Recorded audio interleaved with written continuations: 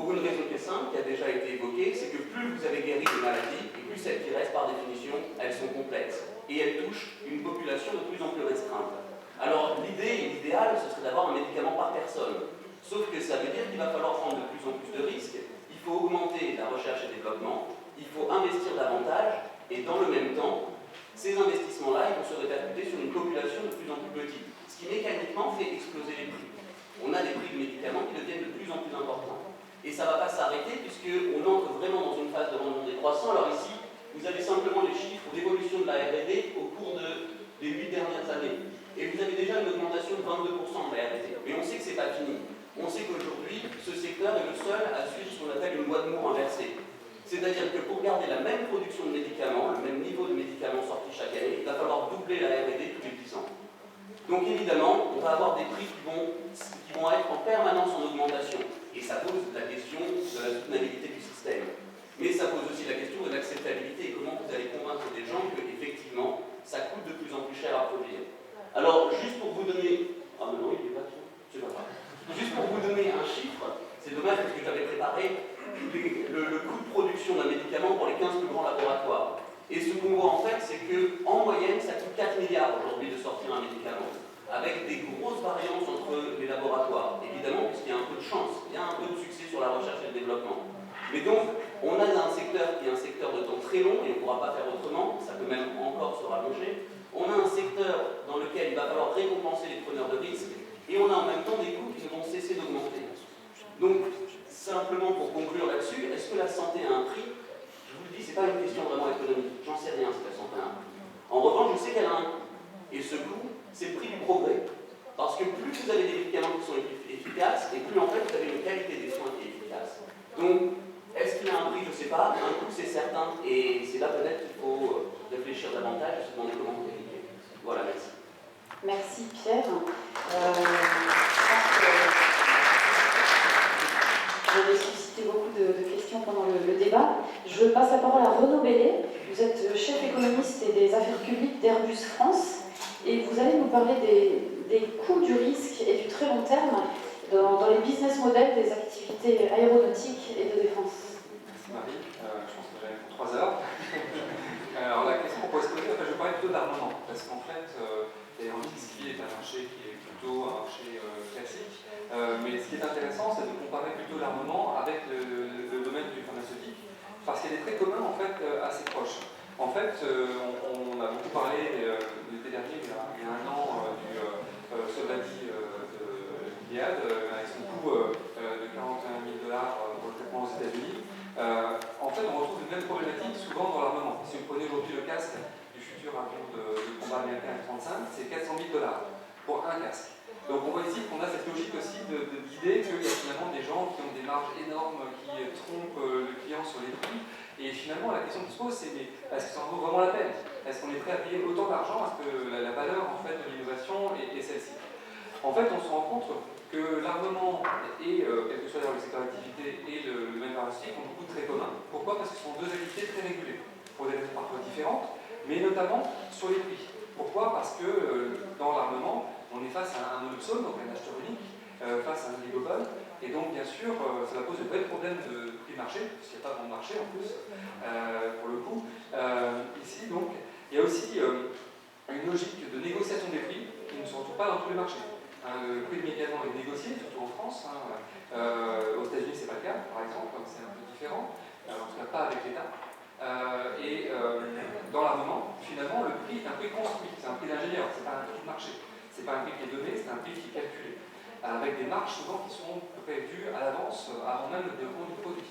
Donc c'est une logique tout à fait différente. Et puis, il y a dans les principaux systèmes d'armement, on a aussi une logique d'innovation. On a une nécessité, en tout cas depuis la guerre froide, d'avoir des systèmes de plus en plus performants, un effet générationnel en fait des équipements qu'on retrouve dans les médicaments. Un médicament aujourd'hui beaucoup plus performant qu'un médicament du passé, beaucoup plus ciblé. C'est la même chose pour un équipement militaire. Quand on regarde aujourd'hui, on va chercher des performances marginales en fait par rapport à l'innovation. Ce marché pose un problème de régulation, parce que je dis on a un monopsone qui passe à un oligopole, et ce qui fait que finalement, pendant très longtemps, on a des logiques plutôt de remboursement du coût dans l'armement. En fait, on on a une logique complètement inversée où c'est la demande qui va créer l'offre et qui va susciter en fait à l'attractivité du secteur en remboursant en fait les coûts induits par le développement et la fabrication des produits et en garantissant une marge bénéficiaire aux entreprises pour attirer des investisseurs. Le problème de ce modèle-là, c'est qu'il n'est pas du tout incitatif à la performance, notamment en termes de maîtrise des coûts de productivité, puisqu'on est remboursé sur ce qu'on dépense et pas forcément sur l'efficacité de la maîtrise de la dépense. Vous voyez là un parallèle aussi par rapport à la santé. Bien sûr, au-delà de ce problème, se posent des problèmes de scandale de surfacturation. Régulièrement, si vous lisez la presse, on a un vrai problème. Alors, qu'est-ce qui est en jeu? Finalement, c'est un problème de concurrence. Dans l'armement, il y a très peu de concurrence. Pourquoi? Parce que c'est un secteur qui a un marché très limité. Par la santé qui a un marché en expansion, l'armement est un marché niche. Les volumes sont importants, certes, mais en France, on dépense 16 milliards au total sur l'équipement de la R&D jusqu'au retrait du matériel. Donc, ce n'est pas un marché gigantesque. C'est vraiment un marché niche, même si ça peut paraître beaucoup d'argent. Ensuite, eh bien, les barrières à l'entrée sont gigantesques. Pourquoi? Parce que les technologies sont complexes, la capacité à comprendre les marchés aussi, puisque c'est un marché très régulé qui impose, en fait, pour répondre aux appels d'offres, d'énormes contraintes de compréhension de la demande du client, de capacité à répondre aux appels d'offres, ce qui fait que ça limite beaucoup la concurrence. Deuxièmement, il y a une énorme asymétrie d'information. En effet, il est difficile de comprendre pour le client comment se construit le coût en fait, de fabrication d'un produit, d'autant plus que dans l'armement, 60 à 70% de la valeur d'un produit est sous-traité. Donc il y a un effet de cascade qui peut poser des problèmes. Donc ce qui fait qu'on a un prix négocié, plus souvent, qu'un prix de marché qui s'impose en fait aux acteurs. Et ce qui voilà, deux problèmes. Le premier, c'est qu'il y a une asymétrie d'information qui favorise en fait la surfacturation, si on peut dire, en tout cas une manipulation des coûts pour valoriser en fait le prix facturé au client, donc améliorer les marges. Et deuxièmement, un biais lié à l'innovation qui fait que souvent, on a, c'est Rogerson qui a fait travaux sur ce domaine, un primat à la qualité sur la quantité. Donc une élasticité en fait prix par rapport à l'évolution des coûts de production et des coûts de développement. Alors comment répondre à cette problématique pour les clients, pour maîtriser en fait la dépense? Ça pose vraiment un vrai défi. La première solution, c'est le micromanagement. On va aller faire des audits contrôlés, imposés aux fournisseurs, d'avoir une révélation d'informations forcée en fait, mais qui est en fait problématique. Pourquoi? Parce que ça suppose de ségréguer en fait l'activité. Or, pour des petites productions dans les secteurs où il y a des mutualisations possibles avec le secteur civil, c'est vraiment problématique. Peut-être qu'on va créer deux usines au lieu d'une seule, on va créer une double comptabilité, et c'est vraiment très, très, très lourd à mettre en place. Il n'est pas forcément évident de révéler toute l'information parce qu'il y a des frais fixes, notamment pour les entreprises à multi-produits. Comment partager les frais fixes? Partager dans son activité, c'est problématique.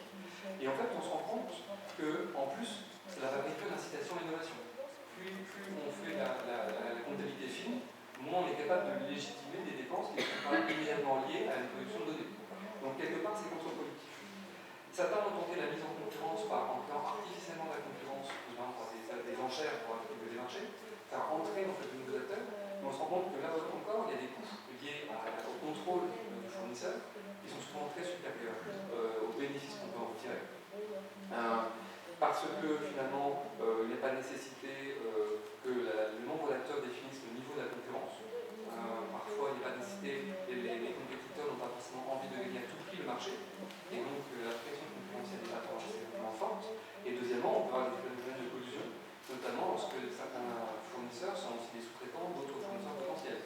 Donc on voit ici que finalement cette concurrence reste en fait quelque part artificielle.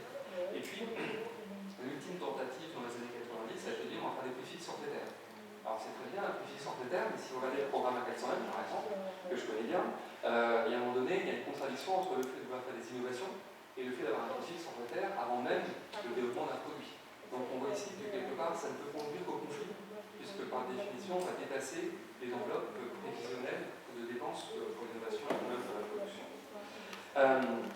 En fait, cela renvoie à un vrai problème, c'est que dans l'armement, et certainement dans le domaine pharmaceutique, un des enjeux, c'est qu'il y a une double dimension, une dimension immédiate, qui est le coût d'achat par rapport à un produit donné, et deuxièmement, c'est la capacité à avoir une base industrielle et technologique capable de répondre aux enjeux, de répondre aux attentes, et d'être opérée.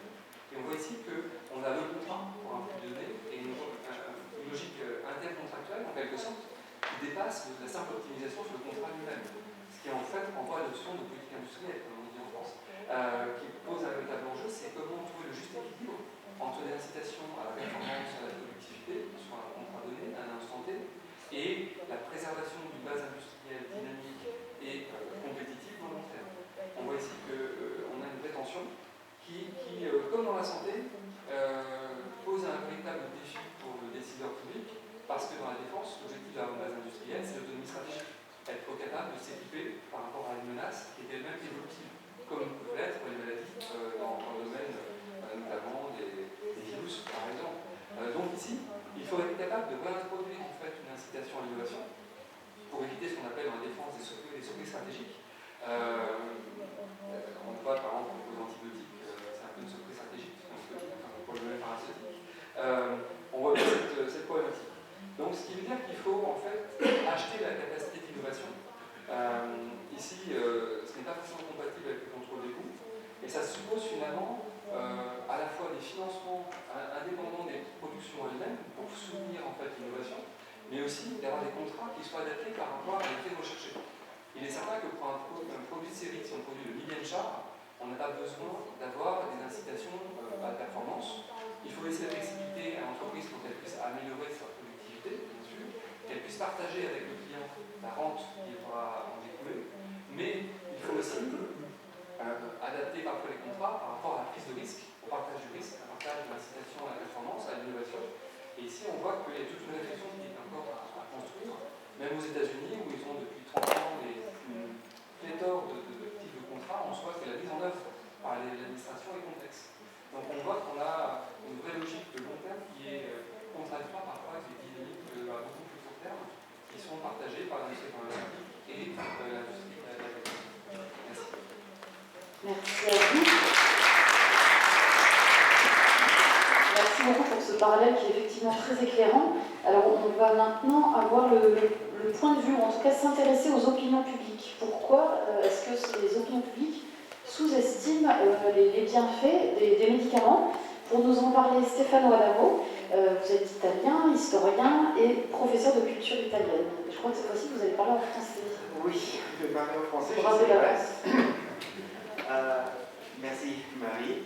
Et je suis très content d'avoir été précédé par des interventions qui ont montré très clairement la complexité de l'économie des médicaments innovants, et pas seulement des médicaments innovants, parce que ma présentation s'appuie justement sur la difficulté de faire passer cette complexité dans le débat public et dans l'esprit des gens qui ne sont pas au milieu de ces discussions. Alors là, vous avez des photos prises par l'actualité italienne, une actualité que dans le cas de la quatrième photo en bas à droite remonte même aux années 90. C'est des manifestations pour le droit d'utiliser des thérapies finalement prouvées inefficaces et antiscientifiques.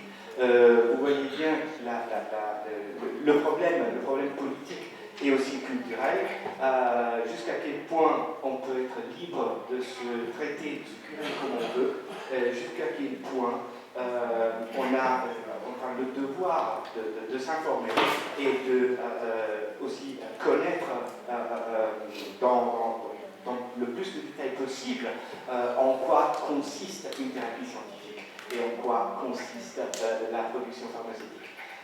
Je ne sais pas si la petite vidéo que j'ai en haut à droite peut partir. Non, ça ne part pas. Mais ça ne fait rien.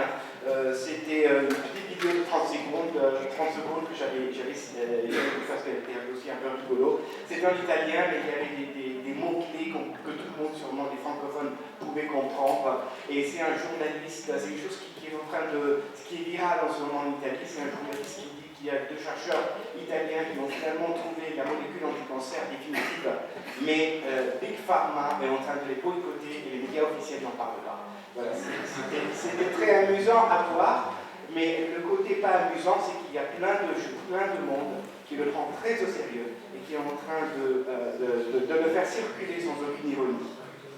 Voilà. Alors là, je zoome un peu à l'extérieur. Hein, je veux donner un peu un tableau un peu plus grand. Le World Economic Forum s'intéresse chaque année des risques globaux et en 2013 et après, jusqu'à cette année, la diffusion, vous le voyez là, voilà, la diffusion de la désinformation de masse, c'est un des risques qui sont cités par le World Economic Forum comme un des risques majeurs de la société contemporaine.